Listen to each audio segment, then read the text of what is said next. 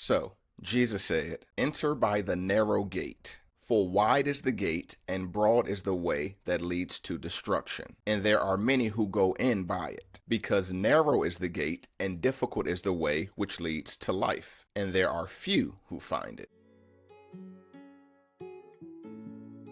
I've always thought it was interesting how so many major cities in America have a street named Broadway. At least I know New York and Baltimore have one. Now, that could be simply because the streets are wide, which would make sense. But whatever the case, it always brings this scripture to mind for me. No matter how popular this scripture may be, people still find it difficult to follow the path that only a few people are going down. Generally speaking, it seems that people trust the crowd, even with, and sometimes especially with, religion. Now, somebody might say, isn't Christianity the biggest religion in the world when you include Catholics, Protestants, and all of its derivatives? I would say yes, the religion of Christianity is very large. But those who follow Christ in truth is a completely different story. Christ introduced a very narrow way that is difficult because it rivals our fleshly minds and desires. There are very many precepts that Christians ignore because they don't jibe with their real lives. What Jesus presents is a way that speaks of self-sacrifice